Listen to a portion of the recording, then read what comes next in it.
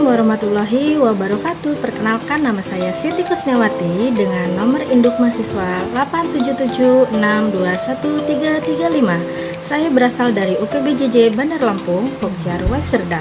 Saya akan melakukan tugas PDGK 4107 praktikum IPA di SD. Pada video ini saya akan melakukan kegiatan KP2 pada modul 7, yaitu lensa cembung dan cermin cekung. Dalam kehidupan sehari-hari kita banyak menjumpai alat optik seperti cermin, merupakan benda optis yang tidak tembus cahaya yang berfungsi memantulkan hampir semua cahaya yang datang. Sedangkan lensa adalah piranti optis tembus cahaya yang dibatasi oleh dua permukaan bidang bola atau salah satu bidang batasnya bidang datar. Tujuan praktikum yang saya lakukan ini adalah untuk menentukan jarak titik api atau fokus pada lensa cembung dan cermin cekung, serta menentukan lensa pada lensa cembung.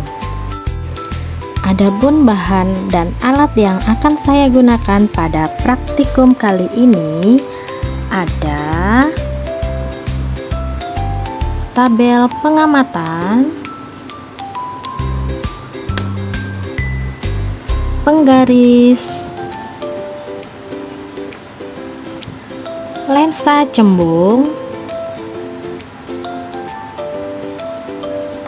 lilin,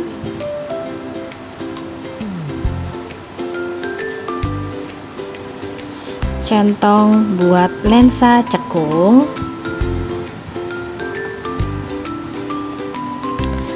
dan kertas foto. Percobaan yang pertama yaitu lensa cembung. Lensa cembung adalah lensa yang bersifat mengumpulkan cahaya atau konvergen. Pertama, susunlah alat dengan posisi lensa cembung diletakkan di antara lilin dan layar.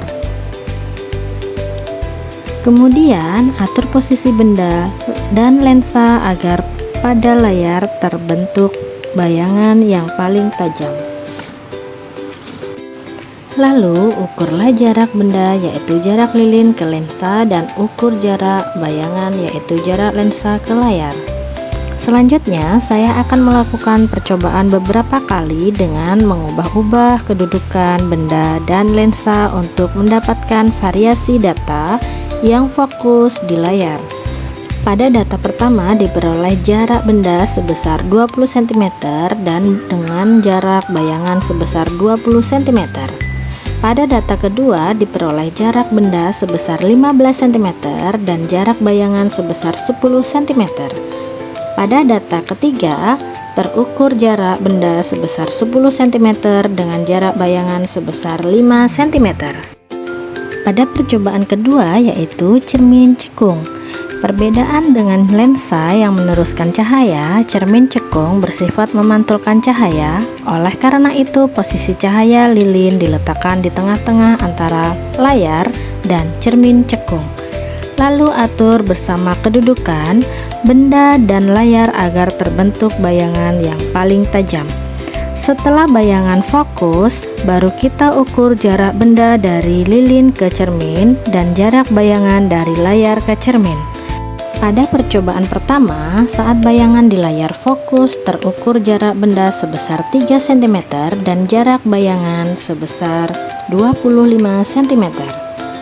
Pada percobaan kedua, diubah kedudukan benda dan cermin hingga mendapatkan fokus baru, didapatkan jarak sebesar 5 cm dan jarak bayangan sejauh 15 cm.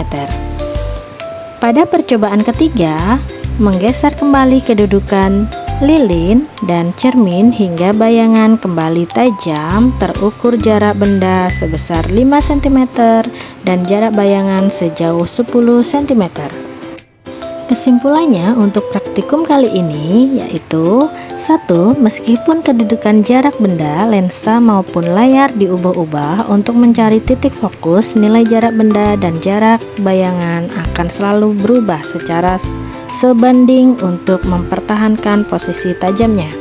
2. Melalui perhitungan matematis, menilai jarak titik api atau fokus dari sebuah alat optik akan selalu bernilai tetap atau konstan, karena hal tersebut merupakan karakteristik fisik asli dari lensa maupun cermin itu sendiri.